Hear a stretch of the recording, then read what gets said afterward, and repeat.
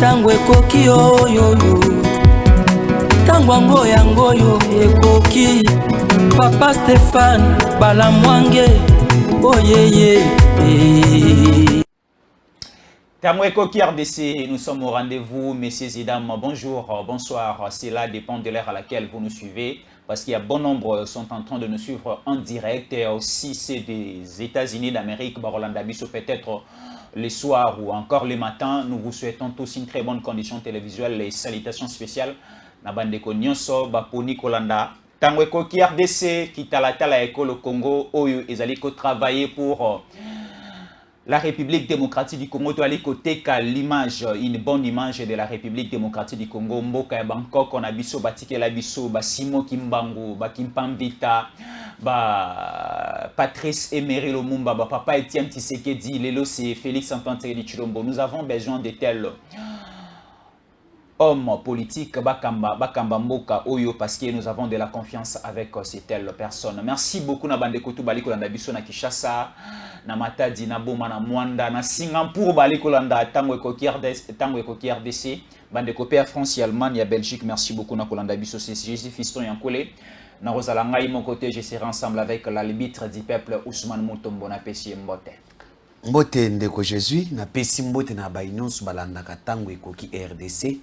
Toyebisaka bango plusieurs fois et sengeli bolandaka ba émission na bisuti na suka et bokosunga pe bis pona ko partager ba émission ko senga pe bandeko musu ba s'abonner pona bazwa pe information lokola bino pe bozwaka ango na tongwa lelo toyembango pona ko sola ma yezo tala mboka na biso na pisa no mbote na ba congolais de père et de mère ba oyo balobi que la loi tiani devient prioritaire na mboka na biso ba nyonso bazo soutenir cette loi tozana bango na tozana bango elongo moko. Mais pourquoi la discrimination déjà la discrimination kaka ba congolais des pères et des mères, les congolais des pères ba botamana ba maman zambienne mais ba papa congolais ba botamana ba papa congolais mais na ba maman sénégalaise bango ba roza bazana droit ya mbote na te mbote na ngai mingi ya mita oyo ezana ba congolais des pères et des mères oyo bazana souci que Congo ça yini échanger mais ba congolais pe oyo baza des pères des mères te mais oyo baza na souci ya Congo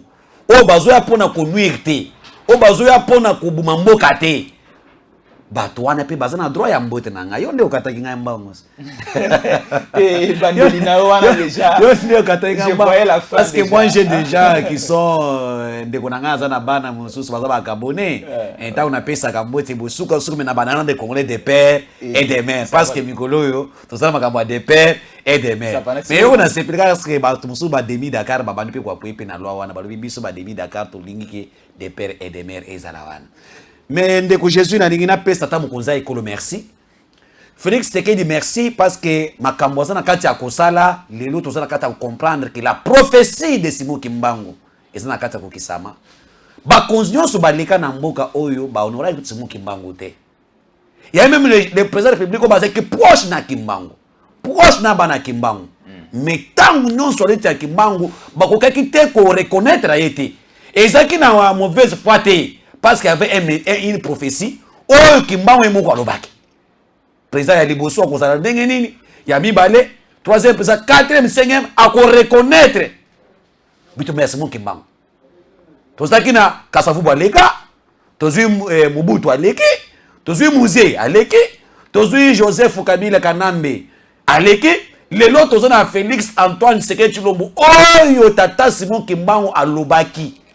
Alors qui cinquième président yenda ko pesa Congo esengo yenda ko reconnaître bitumbo ya Simon Kimbangu et aujourd'hui tant tozo mona Félix Tshisekedi na pouvoir le 6 avril et comme journée fériée payé aussi il a kisini makoki ya Ntoma na mokili mobimba eza sur Félix Tshisekedi pour na Congo ce qui va tozo mona biloko wana na expliquer que la politique c'est autre chose ça c'est la prophétie. Qu'est-ce qui avait empêché Mobutu? Oh, il y a qui pembeni na papa Djangenda et autres qui sur lequel très proche avec papa qui sur lequel ni ne salai qui Mobutu acha mukuluwana te. Ce n'est pas de la mauvaise volonté. C'est la prophétie. Mouzaye, Kabila Joseph, abano kelenka mandenga lingi. Qu'est-ce qui lui a empêché pendant 18 ans? Mais pendant 4 ans, ça c'est la prophétie. Mais Tshisekedi Atali 2019, 2020, 2021, à Zelika année électorale, Bandeko Prince Penge Balobi qui est à flatterie à Tshisekedi, il ne peut pas voter dans Congo central. Parce que tu as dit Congo central, c'est une province de l'opposition. Hein? La promesse, non, qui t'a dit ça? La promesse, il y a Tata Mokonza Ekolo, à ça, on a 2021. Oui, bien, voté. Oui, bien, Nankamba Kuna. Et ça, là, il faut qu'il s'amakaka. À quoi il faut mandat na ça, la montée. Et ça, prophétie. Lorsqu'on te donne la prophétie aujourd'hui, et qu'on a la table, les lots, et qu'on a lobby, mais essentiel, ça, nini. Et qu'on kisama. Est-ce que Kabila a privilège de faire ça et l'eau la journée fériée pour nous bava Congo? Kabila a temps pour ça bava Congo. Lui aussi, a sa politique. Tu réfléchis quand même. Est-ce que Mobutu a posé ça soutien à Congo? Pour na kochaba pas Simon Kimbangu coloré Mokoloango. Non. Là, lorsque les gens Félix Azo respecté Malobanaye et puis aussi Ngolu ya Nzambe zo sala na mutu na ye et ba ennemi à peuple le ba prince Penge avec une morphologie à ba rwandais ba koke koloba ka biloba loba. Le kimbanguiste est bougé, je t'informe aujourd'hui. Et l'autre c'est le lobby na Angola puis bâti en férié. Ah bon? Je te dis, non, Congo Brazzaville, je te dis qu'on attendait que Félix Salini a fungulagé. Ça c'est la prophétie. Oye c'est la lobby wana na Angola pending moko, na Congo Brazzaville moko. Ça dit que tu sais qu'elle n'est pas ça qui pour ça fungulagé. Quand on dit que le Congo a des miracles, donc il y a des choses qui sont cachées au Congo. Ce Congo est fungwami. Pays nous soit ça. Il y a décollage, il y a Afrique, c'est le Congo. Voilà. Et quand Félix a décidé aujourd'hui de faire cette journée fériée na Angola, il gagne, na Congo Brazza, il gagne. T'as bien. Alors, c'est quoi na Angola, Félix a peu ça open Angola. Là, ce sont des choses que les charlatans, où ils ont un positionnement politique. On va éviter de comprendre parce qu'en 2018, Félix a eu des voix dans le Congo. Est-ce que Azalaki, président de la République, est-ce qu'à chaque journée fériée, les Nécons ont voté Félix en 2018? Oui, bien, bien. La force de l'IDPS, et ça n'a pas Congo. Et quand ils ont voté Félix en 2018, est-ce que ça va commencer mon kimba? Là, mon toit zolo bawana, ça dit que mon toit là la mouki a mêlé chicha, allez à la mouki na tongo. Alors, à betra et on a ya robeta, c'est ça. Bah et ça va tokolanda te parce que asa modèle mon côté. Parce que asa modèle te, parce que ce sont les gens qui basent na haine. On a eu président d'un parti politique. Na ebisa kibino que les Rwandais nous ont infiltrés partout, même dans l'opposition. Les Rwandais nous ont infiltrés. Alors, Ousmane Mutombole, Namboka Nabiso, nous avons plus ou moins 10 journées chômées et payées, fériées. Nous avons le 1er janvier, nouvel an. Nous avons le 16 janvier, nous avons le 17 janvier, nous avons le 6 avril, nous avons le 17 mai, nous avons le 30 juin, nous avons le 1er août, nous avons le 25 décembre. Nous avons plus ou moins 10 journées chômées et payées dans la République démocratique du Congo. Est-ce que ce n'est pas une perte économique et aussi une perte d'activité journalière, ou encore il faut réduire, supprimer certaines journées chômées et payées? Prenons les cas d'abord, il y a le 17 mai. Est-ce que le 17 mai a son importance? Il y a qu'on continue qu'on a une journée chômée et payée, entrée à AFDEL, la libération du Congo. Est-ce que ça a une importance? Mais c'est Jésus. Il y a certaines journées, il faut pas supprimer. Comme quelle journée? Le 17 mai, le Biwan. Ceux qui battent commémorer le 17 mai, natikala kosa la ngote. Na kokutsa le pe ngopete. Là, c'est la trahison de la République. Le 17 mai nous a amené ce que nous vivons aujourd'hui. L'entrée de AFDEL, ils n'ont pas libéré le Congo. Ils sont venus maintenant prendre le Congo en otage. C'est bien mentionné la libération du Congo. La libération du Congo, moi j'insiste. Moi je te dis, ça m'engage. Moi, on fait des analyses. Le 17 mai nous a apporté des morts à l'est du Congo. Le 17 mai a déstabilisé notre armée. Le 17 mai a coulé notre économie. Le 17 mai a donné au Rwanda de s'accaparer avec la RDC. On ne peut pas fêter le jour où le Rwanda nous a imposé dans ces pays. On ne peut pas commémorer une journée où le Rwanda est devenu le bourreau de ces pays. Où le Rwanda a eu le temps, a eu le courage d'avoir des chefs d'état-major. Les Rwandais, tous les Rwandais, non, tuer nos frères, non. Moussa a fait une erreur. Et moi, je pars même loin. Pas seulement le 17 mai, même la date fériée pour la mort de Moussa doit être enlevée. Le 16 janvier. Oui. Comment ça, héros national? Sur base de quoi? Sur base de quoi? Il a libéré la République démocratique du Congo à l'époque. République d'Isaïr entre les mains du dictateur Mobutu. Et aussi, le Congo est épanoui avec Laurent Désiré Kabila. Il a dit non à la trahison du sol congolais. Il a beaucoup non, dit. Je dois te dire une chose ici. Parce que histoire parce que une histoire. Armée oyo bengana Mobutu na pouvoir, Moussa bandaki en côté. À l'époque, na Rwanda pasteur Théobi na Mungu. La création rwandaise a commencé sans Mosé. Le Rwanda bazo a créé Congo. Basali planning na bango pona kozwa mopanzi ya est wana mobimba. Ba attaquer ba comment kolongola Mobutu na pouvoir. Là, c'est l'histoire. Tant babanda ko progresser. C'est là où maintenant Mobutu a sali à peine la communauté internationale. Il y a quoi que le Rwanda nous agresse. La communauté internationale, après d'avoir fait des enquêtes, oui, il y a sur les Rwandais qui ont agressé RDC.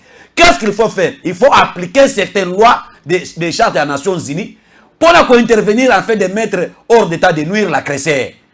Et quelques jours après, le Rwanda, le Rwanda a déjà que non, Basiba Kangi Bango déjà dans le Boko, Bakeko Luka Mouzé, Balobi, qui est l'ennemi de ce régime? Ne Bakeko Luka Mouzé na Tanzanie va faire naïe. Ba meme Mouzé ba ye naïe, bache li boso ya rébellion wana. A Christo changer mon comme une rébellion. C'est là aussi la communauté internationale. Non, il y a un Congolais là-bas qui s'appelle Mouzé, ba yebiliti naïe, allez, bazongi si ba isingo boto vous devez négocier, ça c'est une rébellion. C'est là où Moussa est côté na Makambouane. Moussa a côté na Makambouane a yeba quitté. Qu'est-ce que les Rwandais ont planifié? Alors Moussa a yeba quitté au départ. A yeba quitté. Comment ça? Cette rébellion n'a pas commencé avec Moussa. C'est les Rwandais même qui ont créé la RDC. Bateau ba yebi histoire ba yeba Makambouane zolo. Moussa ba yeko zoé ba cheka les bosso pour ba pesa ngo forme que c'est ça ba congolais. Tant Moussa ba banoko poussana ta ba komi na Goma. Mais beaucoup de personnes ont été tuées. Soudan na biso ba nobisa Moussa ke Moussa ke ba bato oyo baza na plan bona Moussa soki na kofonda bango pa ba Rwanda bazo mona kete bato bazo bebisa plan na bango babara bato ebele. Moussa eko se retrouver tango komi awo amoni plan na bango oyo eza normal te nde akabona bango. Donc kokota ya Moussa entrer after les apôtres pour libérer Congo te. Le 17 mai, c'est l'année où on a donné la gestion du Congo aux mains des Rwandais. Où le Rwandais a imposé son autorité au Congo. C'est ça le 17 mai. Alors un Congolais qui souffre aujourd'hui peuvent aussi accepter que le 17 mai soit commémoré quand même. Soit férié payé. Les jours où les Rwandais ont massacré nos frères. Les jours où les Rwandais ont tué nos armes. En complice avec un Congolais. En complice avec un Congolais. Manipulé. Moussa a compris ça en retard. Même si Moussa était en vie, n'allez pas mettre encore le 17 mai une journée. Avec ces choses-là, les mettre encore. Ah bon, donc à l'époque de Moussa, 97 jusqu'au niveau de 2001, le 17 mai, avec qui chemin payé. Nazoye biso que ceux qui Moussa zaki na bomoti lelo, alinga changuka. Alinga rolonga déjà. Oui. Parce qu'il y a des conséquences à le 17 mai. Ce que nous vivons aujourd'hui, l'infiltration aussi de notre armée congolaise. Mixage et toutes ces choses que nous voyons aujourd'hui, les Rwanda, les Mwangatchouch et les autres ici, c'est Moussa. Les Roubers qui nous amènent, c'est Moussa. James Kabare, on a beaucoup chef d'état-major. Un Rwandais tout fait. Ils ont tué nos armes. Même les soldats na biso awa, ba lebaki na kocha bango na kitona, moral. Or c'était une occasion bana ko empoisonner bango na ba madesu. Bazo cha ba poison pour que les soldats mais ya Les ex-forces ont été tués par les Rwandais ici. Est-ce que est-ce qu'on peut dire aujourd'hui que le 17 mai c'est très important, il faut aussi donner cet éclairage. Parce que si nous lisons bien l'histoire de la République démocratique du Congo, mais également l'histoire au niveau international, on a vu vers 1994, il y avait le président Mitterrand au niveau de la France. Alors, c'était une complicité entre la France à l'époque, entre la France, le Rwanda et l'Ouganda, c'est la complicité pour mettre un Tutsi au sommet du Rwanda, parce qu'à l'époque, le Rwanda était dirigé par un Hutu, c'était Juvenal Habyarimana. Oui. Alors, au niveau de la France, comploté, Paul Kagame comme président va renverser la politique, va renverser le régime de Juvenal Habyarimana au sein du Rwanda, c'était en 1994.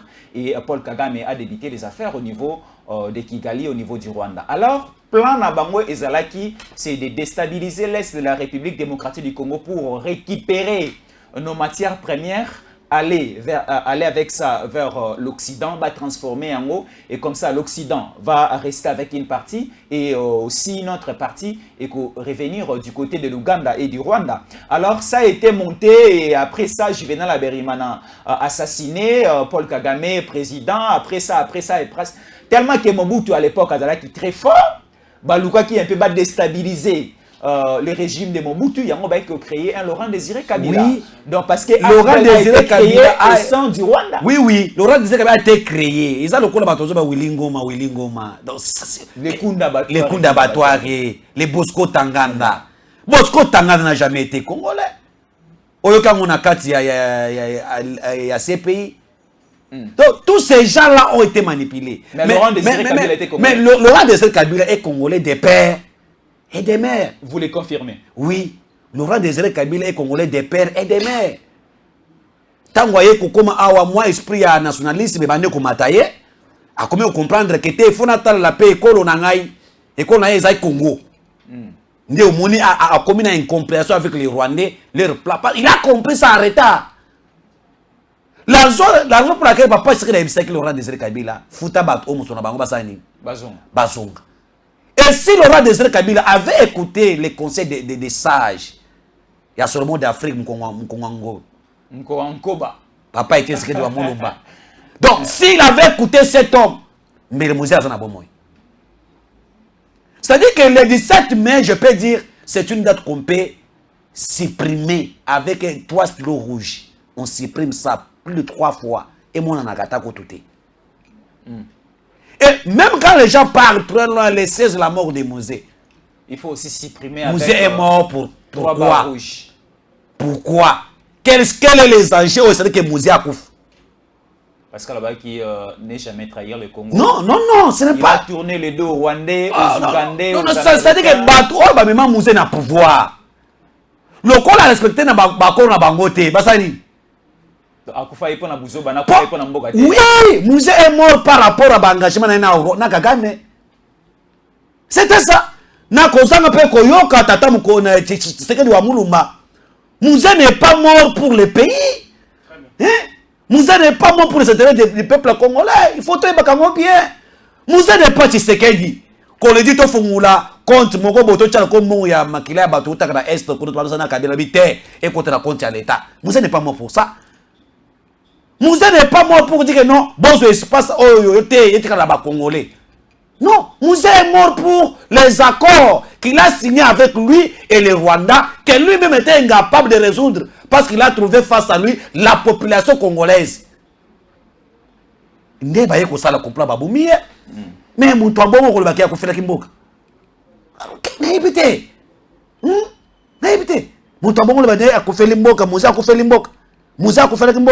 Héros national. Héros national. Au même titre en quoi? Au même titre ne font pas comparer. Au même titre que Lumumba. Ne font pas comparer la lutte de Lumumba et la lutte de Mouzé. Quelle a été la lutte de Mouzé? Quelqu'un qui est mort, pas par rapport à moi, si, à fait pour la famille. Non. Moi, je peux demander avec le temps, avec le temps, le 17 mai, vous allez supprimer, les 16 vous allez supprimer. On va reconnaître Moussa en tant qu'ancien président de la République. Mais pas un héros national. Qu'est-ce qu'on peut appeler un héros national? Vous avez signé les accords contre ces pays. Vous avez accepté qu'on tue tes frères, tes sœurs. Vous avez accepté de céder une partie des richesses avec les accords de Lomera, des territoires na Bandoki, en trahissant le Congo. Et quand tu tombes, on te dit que tu es héros. Héros en quoi? Si nous sommes aujourd'hui, on n'a pas une armée forte, tous les moyens qui ont été mis en place pour que Bande qu'on a besoin de la formation militaire.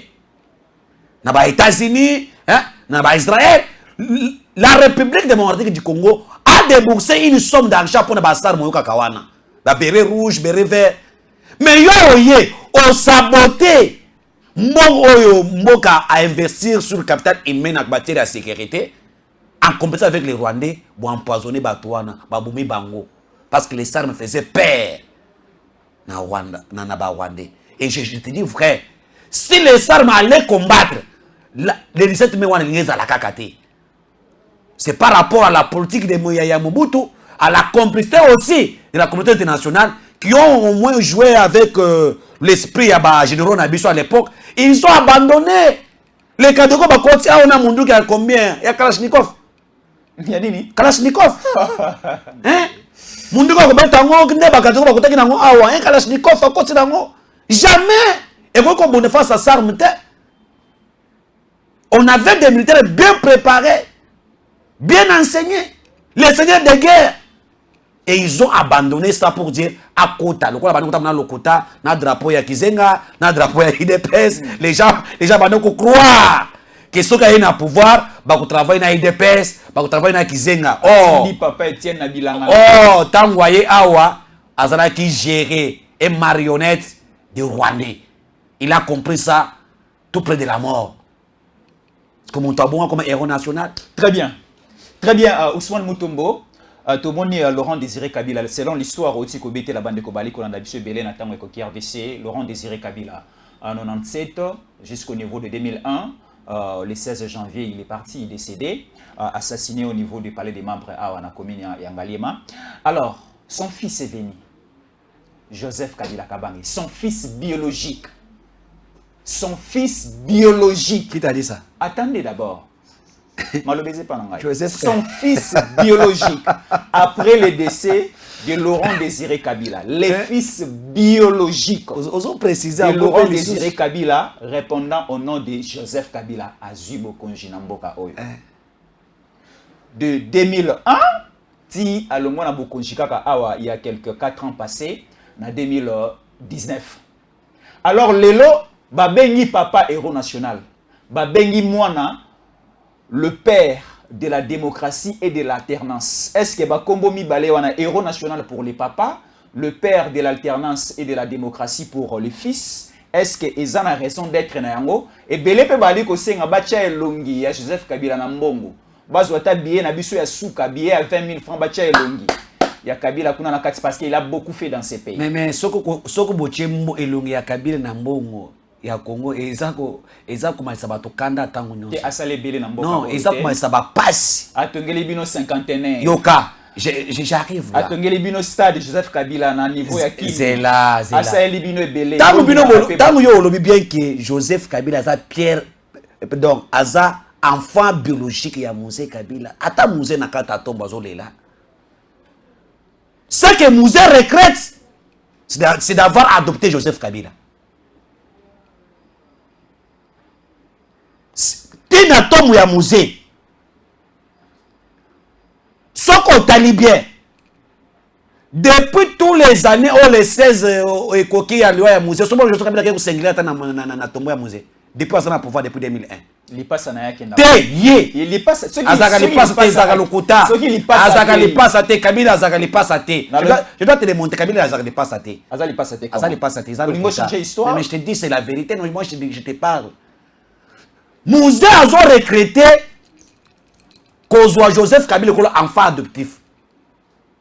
Sa maman et Joseph Kabila c'était Rwandais Tutsi. Mama Sifa, congolaise. Mama Sifa n'a jamais été la maman de Joseph Kabila. Sifa, congolaise. Mama Sifa est la mère adoptive. Oyo a beaucoup la bango nanda kwa musée. Kami masaki likango ya musée.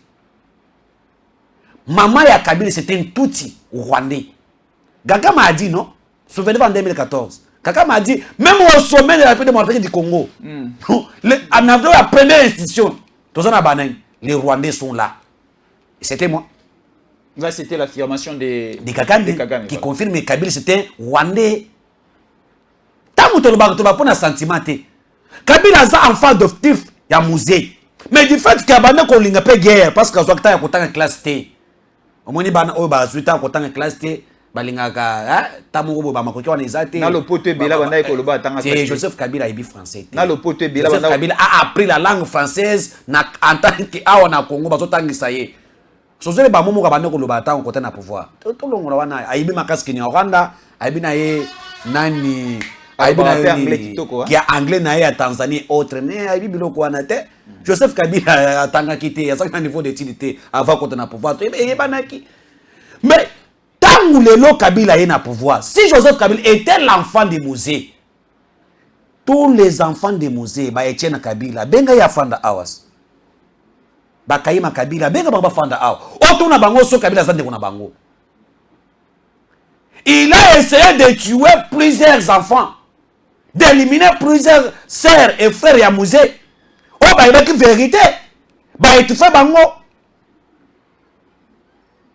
Yo somo na époque Kabila boka atakete ndekuna bango akufaka kina matanga ndekuna bango akufaka sikoto Kabila est-ce que ya sakina est-ce sakina ba tuté na famille bango sogo ya nationalité ya Kabila tangu Kabila akufia bazoluka mwana remplacer ba ndako so Kabila les fils. C'est ça c'est le plan de l'Occident avec les Rwandais. Lorsque on a tué Musée, les Rwandais ensemble avec l'Occident on voulait chercher une personne oya koki kopesa bango oyo bazaki nango posa. Bakay ko sala une donc ba fabriquer kombo ya mwana ba ye na ye ba convaincre ye lokola zalaki touti rwandais comme les Rwandais avaient besoin d'imposer na mutu ya mboko lokola Congo un touti rwandais oya kozala obéissant na oyo so koloba nde bakay ko zo Joseph Kabila Kabange na bisika zalaki avant la mort de Musée 2 mois avant la mort de Musée Joseph Kabila Kabange na Musée banata ko yokana te Musée bengana qui bien. Vous vous rappelez aussi de Abdoulaye Hero Diandombasi. Alors dit moi mon ami c'est Laurent Désiré Kabila. Lui c'est notre fils. Non, les Congolais acceptés c'est le fils de Laurent Désiré Kabila. Non, je te dis c'est un fils adoptif. On lui a adopté. L'enfant adopté ezaka mwana na yo ko pesa kaka bolingo lokola bana nyonso. Et la cité qui a ça mwana te. Est-ce qu'il a un enfant adoptif azana ko mususu? Il est toujours fils non, so za mo bale fils. Moi c'est fille, c'est comme ça. Et tant que sikoyo basali plan na bango nde baye kozo Joseph Kabila batie na pouvoir en compétition avec la France, les États-Unis, les Royaumes-Unis, la Grande-Bretagne. Batie Joseph Kabila na pouvoir abanda ko céder bango nde moni makambo ya est wana ibati. Ba piller ba minerai na biso. Non, qu'est-ce qu'il faut faire? Moi je vous donne ça. Alors qu'est-ce qu'il faut faire? Joseph Kabila a contribué dans la création de la milice pour traumatiser le peuple qui sont à l'est, va se déplacer afin que Imatouti va récupérer côté wana va exploiter minerai na biso sans contrôle. Ah, Ousmane Mutombo. Et c'est la vérité. Comment est-ce qu'un chef de l'État a réussi à créer encore la milice à la fois et mais tout le monde va mwanga chuchu awas. Tout na mwanga chuchu kwa biso qui lui a donné le permis. C'est que la milice se m'appelle Bela, tu sais qu'elle a créé. Non. Oui, parce que écoutez, Kabila a créé la milice à son époque. Parce que la milice se bima mikolo. Parce que l'objectif de Kabila, écoutez, il y a une milice et tout bota makala mingi te na niveau ya Ituri babe en mampi. Ils ont créé et tout bota makala c'est que tu sais qu'elle a créé. Nazo biso que la mission ba Tchaki Joseph Kabila na pouvoir ezalaki ya kosala des ezalaki ya kopesa bango kazo ba exploiter minerai ya Congo en complicité avec l'Occident. Je te dis vrai. Lequel a été le moyen? Il faut pas créer la milice on va traumatiser le peuple qui sont là-bas afin que bango ba occasion ya kosala nini ya exploiter minerai na biso. Joseph Kabila avec la bénédiction. Il y a un compte oyo ba mbongo mususu wana kotaka na compte Joseph Kabila Kabange. Ça faut vérifier. C'est que Félix a refusé. C'est ce que Félix a refusé. Et banda ko exploitation wana. mbongo moko bazoteka ba minéraux ya Kabila fait par na ba na comptoir na mbongo makela ba. C'est que Félix a refusé de faire. Et lorsque vous me parlez Kabila Aza n'est pas ça. Je refuse pourquoi? Et ça quand on a Congo au monde oya Kabila botami wapi. Na so erabora. J'allais Kabila botami wapi. Place mususu. Date différent. Yo so mama c'est maman boti mwana bakangi libumu owabi mate. Ba chena avion bakenge na mboka mususu. Ba lâcher ya boti mususu. Yo so ba passe ba botami bisika mi balé différent. Oya botami na kananga, oya botami na Kinshasa zanaka. Et bonjour ko sabanani. Oya botami les 5, oya botami les 10. Oya botami les 5, Kabila botami les 5, Jeannette a botami les 10. Ma passe. Ah, mais pourquoi bonjour ko sabato? Ça c'est au Congo hein, que nous avions dans ces pays. Azarias a botami 3 places. Ye moko na Minyembwe, Azarias. Ye moko na Utombwe, Azarias. Ye moko wapi na Urugezi na nord ya Rwanda.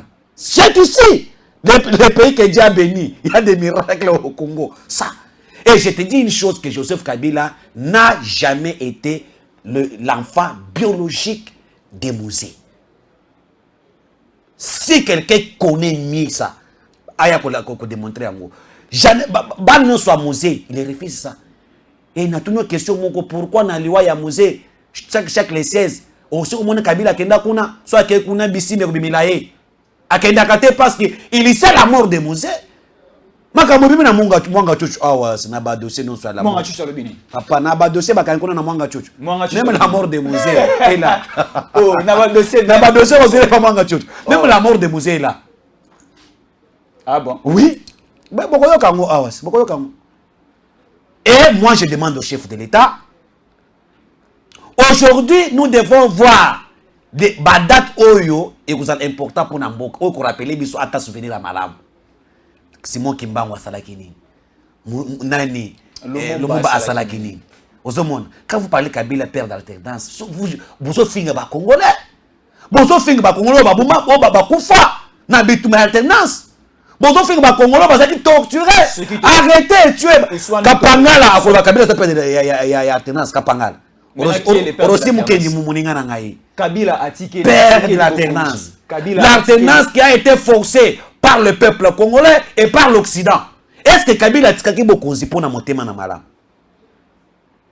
Quelqu'un qui a créé même en 2015, souvenez-vous, avec Kengwandondo na l'Assemblée, na Sénat, oyo baba longola mobeko ya élection ba modifier baba changona ya recensement pour na ye azwata ya kozonga sur na pouvoir, 3e mandat.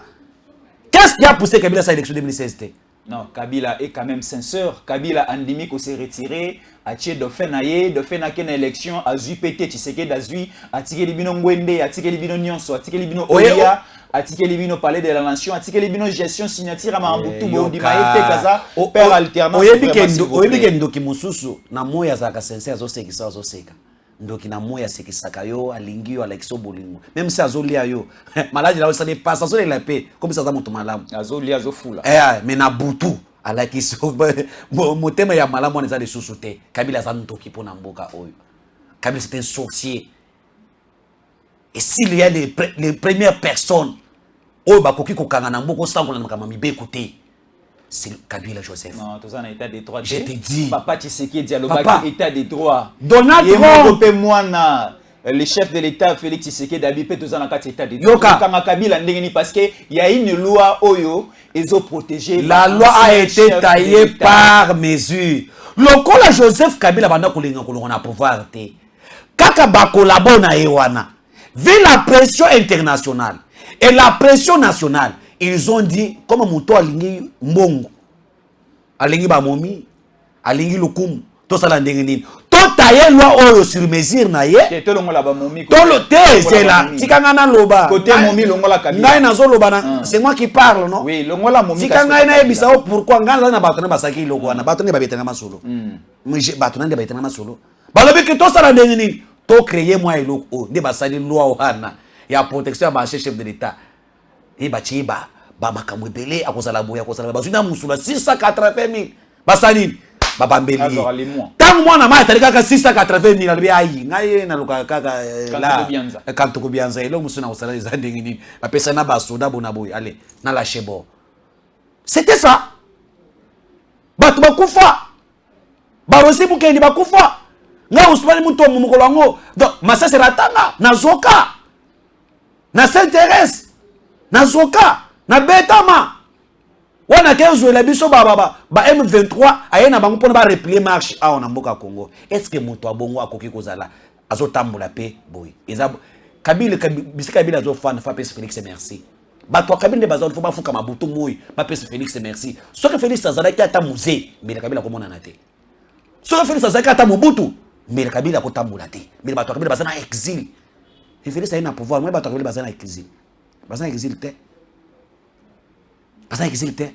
c'est-à-dire que Kabila bisika za tout le monde Kabila dans exil hein wana kepona akimaki makambo ya 50 carte ya 50 000 carte visa mais oyebi ka bango wana ngana bi Pierrot Loire Kabila exil non te Pierrot Loire kenda exil pona mboka te Pierrot Loire keza ndenga aviola ki mwana ya semeki na ye na ndaku balingi bakanga ye nde aprofita akima aviola semeki na ye leki ya mwasi na ye na ndako teme babi Pierrot azali ko banga régime Tshisekedi ya akima bolobaki c'est-à-dire quand quelqu'un est violeur bakanga yo comme le régime Tshisekedi toyoka ki na régime Tshisekedi ba exilé politique ba rozalate ba prisonnier politique ba rozalate mais toyoka ba Pierrot a moyen na mboka ya tie Pierrot moyen est-ce que Pierrot a exilé politique asalani les seules choses où était Pierrot libanda Pierrot avait violé leki ya mwasi na ye na ndako tango makambo ye koyebana batindeli convocation nde mwana matula mwizi ya zaza ayebi eloko na yebi ke na lobelaka mabe ya pouvoir oyo na dossier nga na sali bisika na ngeza 20 ans akimi na ye yebisanga Pierrot asalaki ni afinga Tshisekedi tout le monde ba bolonje baza awo ba mukeba baza ba finga Félix Butona mwe bakangi bango bakekizi bazas ba presse penga za awo afinga Félix Butona mwe bakangi bango. Il n'y a pas un régime où il y a l'expression démocratique lokola et régime à Félix esaté ce que to lobande photo longo ba biloko wana donc ba individu photo éviter ango to éviter ba biloko ba individu wana ba to muso sana moko bo ba fanda bo ba fukama liko ba injo mara wana afandi boyu afukama ya PC Fachi merci nani o Fachi seli bilobalo ba injo mara oyo makambo bango ba salta Kabila saki na pouvoir comment to la basi abato là ils ont fait des choses dans ce pays les tout puissants yango pe bino boko moboto là non mais les gens bazo tamula à l'aise te yango pe bino ba finga Félix Abutu pe moyi nga Ousmane Mutombo na sala prison quand lorsque je na banda ko loba contre le régime Kabila j'ai fait prison bakanga bango te totika aujourd'hui il est temps il y a qu'à soutenir Mokonzi Mboka aujourd'hui un régime à Félix tout le monde se retrouve. Tout le monde se retrouve. Aux communicateurs, il y a FCC, Finga na yo, Obimi na yo, Kena normal. Mais ma bé, ce que au Louis Biloko ya lokuta, ce que au Salimbeba, au Kangal. C'est ce que moi j'ai pété. Jimmy Kitenge. Mais Jimmy Kitenge, justice, non? Nenge Bokangaki Barnabé. Mais Barnabé, ils ont justice. Est-ce que yo moni Barnabé Barnabé quels sont les effets qui lui a été interpellé par la justice? Ogolia Mbouma. Il Orange Zambouma. Mbila Zambouma. Ils ont infraction te. Kolia Orange Zambouma. Na makamuni ya lobaki. Kolia Orange. Mbuma oya lobaki zawana te. Albe akozwa lisasi comme ça ça na bisike bato bazana kata comploter contre l'Okwana parce que quand tu sors de telles choses qu'est-ce qu'il faut faire? Il faut que la justice va se saisir avec dossier et ba yo kayo ba te la situer parmi batouana mais si on va interpeller par justice ba monique no ba indice mo bo c'est valable voilà c'est la justice ata biso ba tozana Félix Tshisekedi le loso ki tolobi makamoko bo autrement moni ba interpeller ka biso après on va de ba tikio quoi. C'est ça l'état de droit. L'état de droit, ce n'est pas que kofinga batu, kochola, kokose la mutu makambute. L'état de droit, c'est aussi respecter aussi la dignité de l'autre. Et donc, quand c'est l'état de droit, finga na yo, Salaboye et on les a état de droit. Baka ngatra c'est état de droit. Mais au bossa état de droit mi beko izali respecter monde. Coup est blessé volontaire ils appellent ma bien état de droit. Baka ngote. Ce que sur le betinga bakangi parce que naza opposant à Félix Bakanginga. Et en Ferdinand Kamere a betaki bangona bango babundi babetani. Bakangi comme ma Félix. Bakangi a le bichi segedi. Botika. Et nous allons finir avec ça. Très bien, là c'est Ousmane Mutombo, l'arbitre du peuple. Avec lui, nous sommes en train. Il y a aussi l'échange d'idées, il y a partager l'Italie, actualité à la République démocratique du Congo. Vous allez belé, vous êtes en train de nous écrire, vous allez belé. Nami Kilia Poto, vous allez belé PA wana Congo, vous allez kolanda biso tope sibino mbote tope sibino merci. Merci beaucoup Mela Biso, notre numéro est en train de défiler là-bas, vous êtes en train de voir. YouTube, Tango Ekoki RDC, notre numéro est là, notre numéro WhatsApp est là en train de défiler. Et écrivez-nous aussi dans notre page YouTube et vous allez une très bonne chose. Et ce que Zambala et Ambota la biso, Kende, cliquez là où c'est écrit s'abonner et cliquez aussi dans la cloche de notification parce que Mamba Kito Kaboyezalara, chaque jour et Naba Air Nyons. Donc nous faisons cela presque tous les jours et à tout moment. Et beaucoup raté, vraiment, il y a ébélé ceux qui vont s'abonner, ceux qui paient, vont se fidéliser. Nous sommes la République démocratique du Congo, le miroir du peuple. Alors, Ousmane Mutombo, Tomoni avant-hier, la politique ébélé en Boka Nabiso Basangala qui n'a niveau Pullman, a signé charte à Union Sacrée comme une plateforme officiellement politique, officiellement aussi plateforme électorale.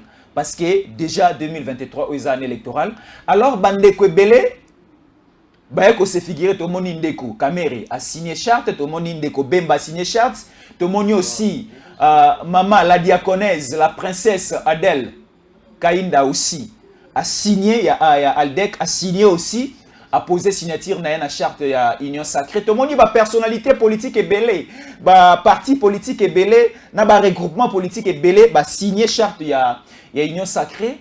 Est-ce que il y a copié sa image, il y a parti État, il y a plateforme État, le rôle des Alaki à l'époque FCC parce que lobby Union Sacrée basuka plagiat FCC baimi mayele, il y a Chadari, baimi mayele, il y a Kabila, baimi mayele. Il y a Nemi Mulan, il y a Monde Basali, Union Sacrée na bango. D'abord, charte à Union Sacrée, au Ali comment on a bon, ndeko Jésus, n'a pas plusieurs fois que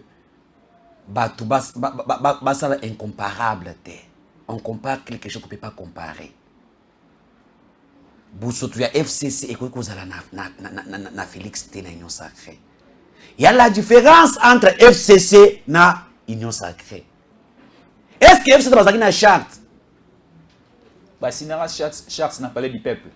FCC il y avait Obé Minako, Ndazaki Wana, Bandeko Bazia a signé. Leur charte était basée sur quoi? Quelle est la vision il y a charte na bango? Ce que Zaki Yako font contre l'intérêt du Congo. C'était Batouana FCC. Hein? Front commun. Non. Fonds contre le Congo. Front commun pour les Non, ils étaient fonds unis contre la République du Congo. Ces gens-là, ils étaient avec les Rwandais et les autres Nakatiwan. Soit comme on dit Makamwa FCC et Union Sacrée, on est Rwandais à ça. Tu peux me dire un Rwandais qui a signé là-bas. Mais avec Bazaria Sabassigna, Bamwanga Chouchou Bassigna, hein? Moïse Nyaroka Bassigna, Bazaki vraiment Bancho, Banto Kiamboka. Et lorsque aux autres les lots Union Sacrée, ce sont les gens qui ont Sanganaki pour l'intérêt à Mboka. Le pays va mal.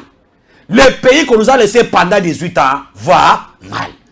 Qu'est-ce que nous devons faire? L'appel à Tata Mukonza et le Félix Antoine Tshisekedi Tshilombo, Mikolo Utu Koleka. Et ça que les Congolais ont des pères et des mères. Oye ba lingi mboka na bango to sanini to sangana pour être que mboka na to sanini et que libo liboso. Au-delà de nos querelles politiques, les Congos doivent vivre. Alors, bande quoi ba yoka kimbele ba ye ba banda ko gérer tam conseil ko na Union Sacrée. So côté li bila ya Union Sacrée. Na bila oyo ya FCC cash, il n'y a pas match. Les gens ont balungwe pas Kabila, ils ont des raisons. Je te dis quelque chose. Aujourd'hui, le politicien congolais, en face, il y a chef de l'État, oyo bazolo balika mwasa ya yo ayoki bango apesi bango temps ya kokupe mayela bato mususu ya kosona bato pe mususu ya kosenga pe sagesse ya bato mususu la considération en politique oyo bazaki nango epa Kabila te. Il faut passer par Némi Moulania. Il faut passer par Raymond Chibanda. Chadari. Il y a déjà qui était le ministre de Kabila. Il est ministre pendant 18 ans. Il n'a jamais fait Kabila comme ça. Ah, bon, conseil des ministres. Mais Kabila n'a jamais. Kabila sera conseil des ministres combien de fois? Kabila sera conseil des ministres Moko. Pendant 18 ans, Joseph Kabila sera conseil des ministres Moko. Na Makambwa TVA. Tant que na conseil des ministres Balobi TVA. Alobi TVA yikuni. T'es ma tête à qu'on explique qui. Ah, parce qu'on a expliqué taxe sur la valeur ajoutée. Taxe sur la valeur ajoutée ni Monika. Explication là on comprend. Akoka kite depuis wana. Amoni ki maturité na ye. Ki buzoba na ye bimina kata ba ministre tout la mwizi. Ya zaza. Akomi atire charge pas matata mponyo. Sala ka biloko wana pesa nga musolo nga eko pesa la. Oh, moi 20 000 koti, pesa nga 10 000 na nga ebo sala nga moloko sala wana. Laissez aller, laissez faire est avec cet homme là. Mais aujourd'hui, le ministre, le chef de parti politique, basé face à un Congolais de pères et de mères, oh yazanata ya koyoka makanisa mutu pona mboka. Papa Stéphane Mbalamwanga yo pona mboka ngolobini, alobite awa boye bona. OK, c'est une bonne idée. C'est ça énorme. Et batu batali bolingo wana nde babandi ko na ino sacré. Balobite de l'autre côté bayoka ki bisoté. Awa kutu bakoyoka quand même hein. Biso baki ba témoignage non. Ye père bika allez OK guys. Ne ba ye basangani wana pona yiteke. Toi travailler pona intérêt nini ya ba Congolais, les Congolais va se retrouver. C'est ça l'objectif de l'union sacrée. Pouvoir ciment. Parce que si nous travaillons mieux, population va s'ani va voter biso. Mais nous avons vu les gens ici, les criminels économiques, les gens de FCC, les ennemis du Congo, basangana awa, pas pour l'intérêt du peuple, mais pour comploter contre la République. Alors, Ousmane Moutou. Et aujourd'hui, charte à l'union sacrée, et na monika, moi na charte il y a une bénédiction. Laquelle? Na charte il y a une bénédiction. Laquelle? La signature de maman Adèle Kayinda Mayina. Elle aussi a signé. Une servante de Dieu, lorsqu'elle a signé, a béni, bila que l'on avait bateau signé na ngwana, ye aya posé signature na e, moto ensemble lunguli ba bila que l'on soit mabé pour na ino sacré. C'est quelque chose à féliciter. Une dame très dynamique. Oh, il y a ça de ton confiance. Il y a tata Mukonza et le Félix Antoine Tshisekedi Tshilombo. Adèle Kayinda Mayina azawana pas pour la volonté d'un individu. C'est pour la volonté des chefs de l'État en regardant l'intérêt au Yacheliboso pour le peuple congolais. C'est ça. Et lorsque de telles personnes signent, na bisika bandoki musu baza, na bisika ba traître moko baza, sanctifier charte. Hein? Azo sanctifier charte wana. Cette charte a été sanctifiée par maman Adèle Kayinda Mayina. Et au moni bandoki bandoko tele na misu bazo tele ibo. Très bien. Balobi oya ko misu cop. Très bien. Très bien. Mais on attend dans cette charte, il y a une sacrée, une évolution à Malamu, Kamere Bazawana, Mbembe Bazawana, tout autour. Il y a le leadership à Félix Antoine Tshisekedi Tshilombo, un leadership éclairé pour l'intérêt à Congo. Alors, très bien. Juste une dernière question, tout autour de la Union sacrée. Tomoni présidium de l'Union sacrée est composé na Augustin Kabouya, na Jean-Michel Samalokonde, na Mbosoko Diampwanga, na Bahati Lukwebo, na Vital Kamerhe, na Jean-Pierre Bemba. 6 personnalités politiques qui ont chapeauté présidium, il y a Union sacrée. Si vous avez une personnalité on a cité, to bakisi likolo na mokonza mboka Félix Antoine Tshisekedi Tshilombo, est-ce que vous pouvez faire face na Martin Fayulu, na Adolphe Mozito, na Joseph Kabila Kabange, na Mukwege, na ndeko na biso Matata Ponyo, na ndeko na biso mususu ya des pères et des mères za Lubumbashi ya moi Pembe Boye, Moïse Katumbi Tchapo. Est-ce que écoutez d'abord, bandeko no sonati kotanga ya présidium ya Union sacrée, to bakisi likolo mokonza mboka, na bandeko baza na bloc ya opposition, Vita nani Matata Ponyo, Joseph Kabila Kabange, Moïse Katumbi, Augustin, bandeko tout notre kotanga, est-ce que ba ko faire face vraiment na bandeko baza du côté à Union sacrée? Et là quoi les bosso na zoyi bisao ke ti Congo et kozala Congo, Moïse Katumbi a kotikala kozala président na mboko oyo te. Ça c'est la pression de taille. Moïse Katumbi n'est pas ni des pères congolais ni des mères congolaises. Moïse Katumbi, sa maman aza zambienne, azaki born nandako bakate bakatoto, ta maman kate bakatoto akufi, nde papa kate bakatoto acheze, nde baiko bota Moïse. Maman mwasi ya Moïse aza zambienne. Moïse Karim, Moïse a botaye mwana liboso aza zambienne. Mwana Moïse aza député national na Zambie. Ye Moïse ye moko aza candidat député national na Zambie en 2004. Azalaki candidat député national na Zambie en 2004. Azalaki Zambie be azali congolais. Donc ne faut pas nous amener un affairiste, quelqu'un qui n'a pas même le sang, ya Bissimbi, ya Kimbangu te. Vous m'avez à pouvoir jamais que les Congolais ba biske bazana bango ke Moïse Katumbi akotikala kozala mukozamboka na Congo oyote. Loi chani eleka te mezana mito ya banini ya ba Congolais na mité na ba Congolais parce que na yoki baka mususu na nazo koma wana. Moïse Katumbi a mis les moyens. 1,5 million circulent ici. Awa ba yo ba corrompre ba député national enfin que la loi Tchani est le caté. Soit que la loi Tchani banda ko déranger Katumbi te. Pourquoi mettre tous ces moyens là? Moïse Katumbi gouverneur na Katanga atekatina makala. Atekatina station au pire. Atekra ba brique en chambre. Moïse Katumbi. Mais muto bongo soka ko président de la République ko tekela bisona ni. Na matembe la koteka. Donc on ne peut pas faire donc toi pour un sentiment pour l'individu, je ne peux pas parler de Katumbi. Katumbi c'est un affairiste tout fait. Katumbi n'a pas le niveau.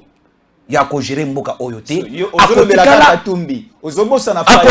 Akotikala pe ko gérer Mboka parce que Katanga Oyo Katumbi azaki gouverneur. Il était incapable de construire des stades Oye azaki sportif. Akwata kotonga stade de mon côté. C'est Jacques Kaboula Katwe. Et là, on stade qui va s'amaliba. Valeur. Bon, stade. Tout stade au Balopa, mais tout ce que Katumbi a fait dans le Bombachi, c'est bien privé. Il a détruit les stades. Il y a qui va s'amaliba. L'État a construit le stade Kamalon. Il y a Yemoko. Tout ce que Katumbi a fait dans le Bombachi, c'est un don. Donc, tout. À un moment, il y a un transport. À ça, il y a Yemoko. Katumbi, Nakatanga. Batu basala banda ko belesa ya mabele batu bazuma kanisa bandi ko sala ba brick batumbi yango na ba foule allez batongi ba banda kuwana Katumbi a comprendre je wana eloko eza cop Katumbi a bimisi loi ya ko interdire batu wana basala ba biloko wana banda na bampa na bango o ba ko kuta zoto ba brick na lupango na ba sala ni ba okangaye qu'est-ce qu'il a fait akiko créer société wash et beta babrique et tout magabatwa kusumba kuna. Tu peux imaginer ça? Merci beaucoup. Non. Olobi na union sacrée, papa. Tango sotala kaka Félix Sekedi Chilombo. Omoni Jean-Pierre Mbembo. Omoni Vital Kamerhe. Omoni ba Achi Lukwebo. Omoni Mama Adel Kainda. Omoni Auguste Kabuya. Mais Silis. Et Sili. Félix a gagné l'élection avec 99%. Voilà. Mais je te dis vrai. Token na est kuna se baach na Kamel. Oui bien, très bien. Mukweka atika ko opérer ba maman. Nde musala na ye. Tango ko kenele lorsqu'on a Équateur, Grand Équateur. Ozana Jean-Pierre Liaou, un cerveau d'État, un ministre oyo a mérité ko zala hapisika zawan. Ozana Jean-Pierre Mbemba, ozana Jalise Mboussa, ba leader, ozana Guilo Ndomboyo.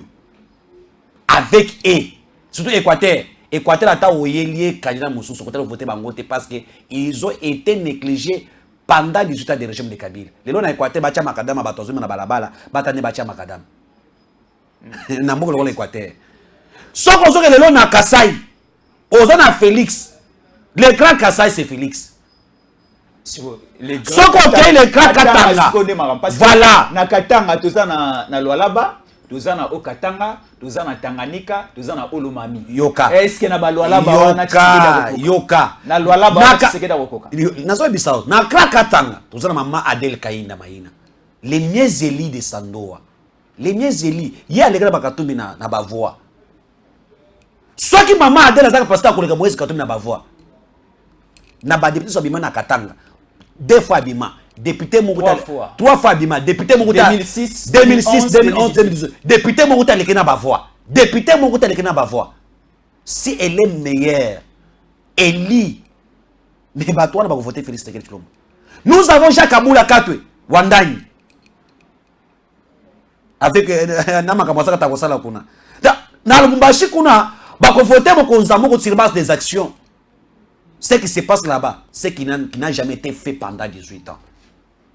Et le mon côté, quand tout le monde est capable de mobiliser les gens, ça marche. On a Katanga, on biloko et mati. Or, à Salagini, à Bobi Bafari na Utaka na Zambi, Bastopé en Ekota te pona que ah Bafari ne salini et mata t'as la joie à monter ma bé.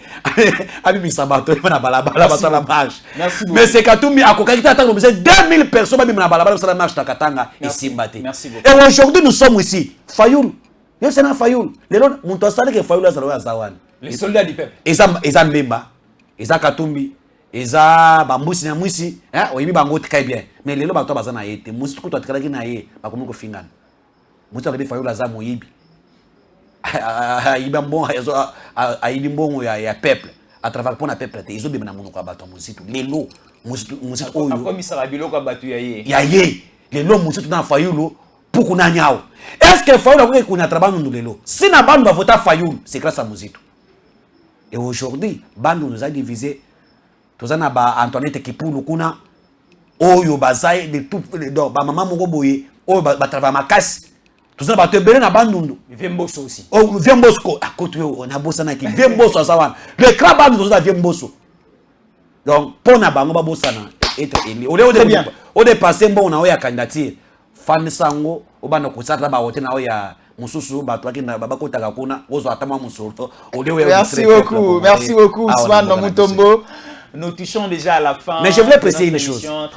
Jean-Pierre Mbemba Moko. Qu'est-ce qu'il a fait? Jean-Pierre Mbemba sengi na baka officier nyonso. Il y a l'État et il y a l'armée. Montona monto aya ko like sa brevet na de formation avant comme bisika zawan. Nazo yebisao bazo pakata ba Rwanda bazo kiba na armée bango moko. Ba Rwanda bazo kima bango moko. Parce que il y a quoi là qui ça brevet na de formation. Oza au cradé to boité. Total la formation na au bandaki wapi là c'est ba brevet na yo. Tout ça c'est pour mettre à mal makambo a mixage et brassage. Parce que na mixage et brassage bazo ba on a ba pété à zamba. Montoza colonel te bachi ba pété à colonel. Montoza major te bachi pété à nini ya major. Donc ba pété à zamba. Oya yebita yebika ka ko bibwele na zamba mais akomi major. Ya wa bozo na ngona ba balabala ayebi kité major akosala ni. Merci beaucoup. Donc l'incompétence. Mais aujourd'hui na initiative wana ba Rwandais tout la muizi Yazaza. Merci beaucoup Ousmane Mutombo, l'arbitre du peuple. C'était lui qui est avec moi. Beaucoup de révélations, beaucoup de canisi, beaucoup d'analyse, beaucoup d'informations. Oui, zoni sibino bato. Vous avez qui n'embrayement, vous avez qui n'a pas perdement, vous avez qui là où se mettre après cette intervention. Après cette émission, vous comprendre Mambo Belé, vous retenir Mambo Belé, en attendant Koki RDC quand vous nous suivez. Vous avez votre téléphone, vous avez votre iPad, vous avez votre machine portable. Il faut aussi avoir un carnet, un stylo pour noter. Maëlle autopé saka, autopé ça autopé makanisi Maëlle au quotidien bus, ok quelque part na université, aux an bistro, aux an train, aux an avion, aux upé maloba na kati sa débat. Que non na yoka ki na tango ko RDC balobagi boyete balobagi boye. Vérité za boye za boyete. Donc c'est ça tango ko RDC pe saka Maëlle. Et puis ça boania et puis ça bino argument lorsque vous êtes dans un milieu où il y a les débats au PCP Maël au PCP Makanisi na Sukomi Molongi. C'est Tango Koki RDC. Nous touchons déjà à la fin de notre speech de ce jour. Merci beaucoup Ousmane Mutombo. Merci beaucoup Ndeko Jésus. Merci beaucoup à notre ami qui est à la technique Rabi Bango, les meilleurs réalisateurs des clips ici en République démocratique du Congo, c'est lui. qui nous a aidés pour arriver là où vous êtes, dans le continent, dans le pays, dans le téléphone, dans l'ordinateur, partout où vous nous suivez. Bandekopé va partager déjà onde dans la télévision, avant de téléphone dans le canapé, mais on des comme la télévision sur l'abisso na écran monene. Merci beaucoup de pesibino mbote partout vous nous suivez, bandeko à Poto, bandeko Australie, bandeko à partout. Na poto mobimba to pesibino mbote bandeko pe ki sasa to lula pe to lingra bino makasi bandeko est n'en parlons même pas to lula bino makasi, quelle que soit la lumière la durée de la nuit. Le soleil apparaîtra toujours. C'est Tango Ekoki RDC. Les programmes continuent. Après des heures, vous allez retrouver le DG Stéphane Balamwangé, les soldats du peuple, le général de l'armée numérique chargé des opérations médiatiques, l'éditorialiste, le journaliste et communicant sera encore au rendez-vous pour un nouveau café d'information avec beaucoup de précision. Restez toujours fidèles au programme de Tango Ekoki RDC. C'était Fiston Jésus Nkolé et nous allons vous retrouver dans les prochaines éditions. Merci beaucoup. Tango Ekoki yo Tango ngoyo Ekoki Papa Stéphane Balamwangé oh yeah.